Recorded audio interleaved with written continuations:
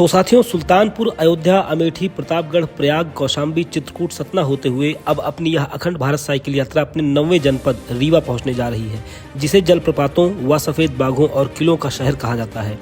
रीवा एक खूबसूरत पठारी इलाका है जो बाघेल खंड का एक हिस्सा है।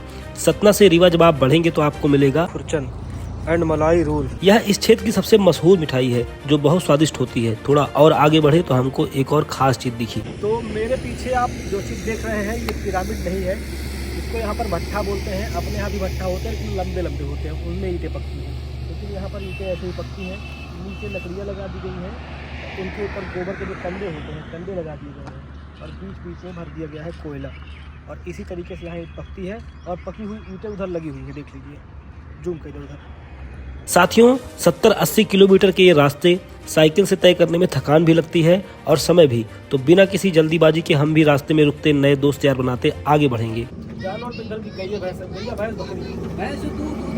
होता है रखते हैं भैंस, तो अपने गांव में कम है, लेकिन आजू बाजू गांव में अपने में रखे हैं भैंस, बढ़िया रखे हैं। ये लक्ष्मी स्वरूपा बहन पानी पीने के लिए ग्लास ताड़ रही है। ग्लास मिला तो जूठा करके बिंदास पिया, जिसे देखकर दुकान वाले भैया जी को कहना पड़ा, उसमें मत डालना, जूठी कर देती हो ए बिट्टी। ये बाल पंचायत जुटी है मेरी साइकिल का सही रेट गेस करने के लिए। रास्ते में ये भाई लोग मिले जो तंबाकू से कैंसर होता है ये बात बता रहे हैं और पोस्टर चिपका रहे हैं। पर भारत के लोग ऑलरेडी इस बात को जानते हैं, क्योंकि रोज अपनी बीड़ी सिगरेट के पैकेट पर इस जानकारी को सुट्टा लगाते समय पढ़ते हैं। खैर, इधर वो पोस्टर लगा कर गए, उधर इन बच्चों ने उसे हटाया, क्योंकि इन फर्जी पोस्टर्स के नीचे गंभीर मुद्दों वाला पोस्टर छुप जा रहा था, जिसे हटाकर इन बच्चों ने अपने बाल धर्म का निर्वाह किया। खैर, हम शाम तक रीवा पहुंचे और थकान के चलते खाना पीना खाकर सो गए। तो सबसे पहले सुप्रभातम। अभी जस्ट मैं उठ रहा हूं और मैं हूं अभी रीवा के संघ कार्यालय पर। और फुल वीडियोस रोज़ नहीं बन पाते क्योंकि रोज़ वैसा कुछ बनाने को होता नहीं है, लेकिन ब्लॉग्स टाइप के वीडियोस, ताकि रेगुलरिटी बनी रहे और आप लोग को अपडेट मिलता रहे, आप लोग एंटरटेन भी होते रहें। तो फुल वीडियोस भी आज की बात कोशिश मैं करूँगा कि रोज़ ही एक वीडियो डालता रहूँ। गुरुजी और डॉक्टर साहब के संरक्षण में आज हमको यहीं पर आश्रय मिला। साथियों, रीवा शहर में घूमने को काफ़ी कुछ है, पर एक वीडियो में सब कवर करने पर वीडियो बहुत लंबी हो जाएगी। इसलिए आज के इस वीडियो में रीवा के व्हाइट टाइगर सफारी और रीवा के किले को मैं देखूंगा और अपने नज़रिए से आपको दिखाने की कोशिश करूंगा।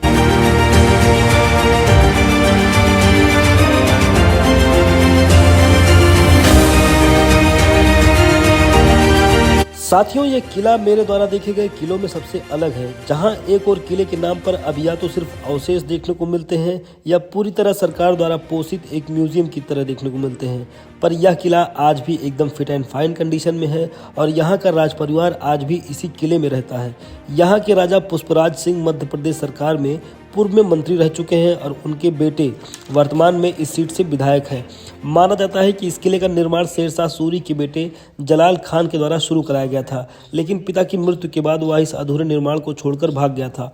वर्ष 1618 में राजा विक्रमादित्य ने बांधवगढ़ की राजधानी को छोड़कर रीवा को अपनी राजधानी बनाने का निर्णय लिया। उसके बाद इस किले को एक नए सिरे से बनाया गया।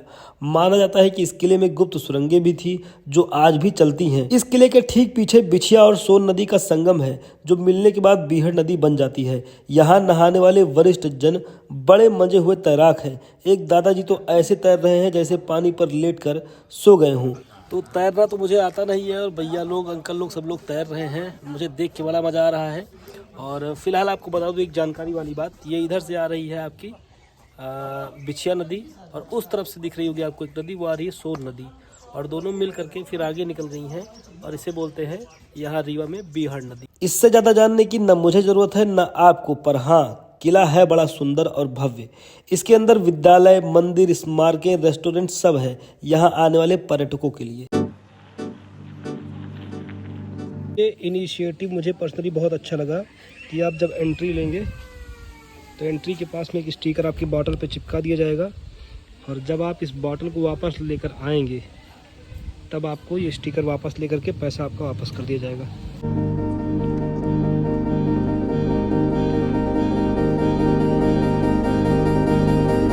यहाँ से निकलकर हम आ गए रीवा की Maharaja Martand Singh Judeo white tiger safari देखने।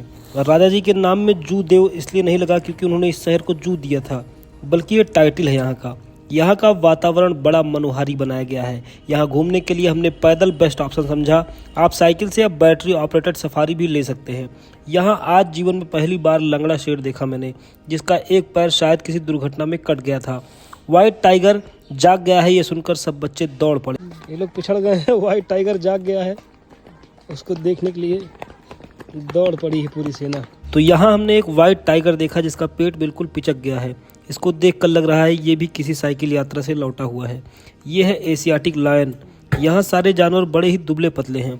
आप कहीं भी जाएं अपने लोग अलग ही दिख जाएंगे आपको। तो भाई को अपनी खैनी पीटने में डिस्टर्ब किए बिना हम आगे बढ़ गए। ये भालू बेचारा गर्मी के मारे पागल हुआ जा रहा था। किसी तरह गर्म ठंडा पानी जैसा मिल गया, खुद को भिगा रहा है ताकि थोड़ा राहत मिले। बेचारे इन जानवरों का जीवन भी सोचकर तरस आता है। इनकी कोई लाइफ नहीं है। अपने एंटरटेनमेंट के लिए इंसान ने इन्हें कैद कर दिया है। न भरपेट भोजन, न जंगल की छांव, और हूटिंग करते लोग अलग से। इससे ज़्यादा इनके जीवन में और कुछ नहीं है।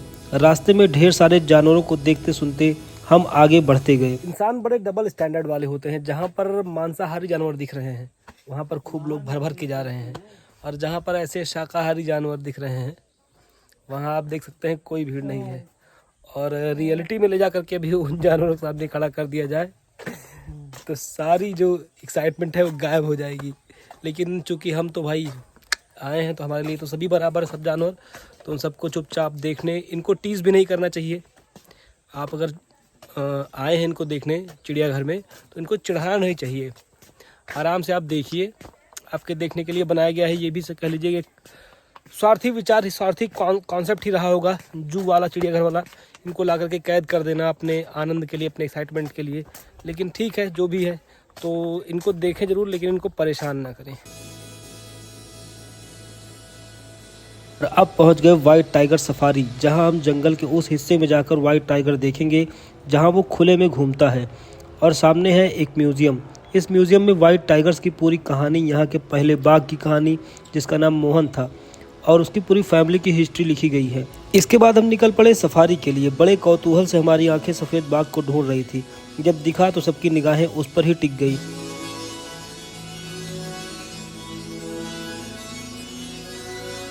इसके बाद हम सफारी से वापस लौट पड़े। ये वीडियो अगर अब तक देख रहे हो तो इसका मतलब ये वीडियो आपको पसंद आया।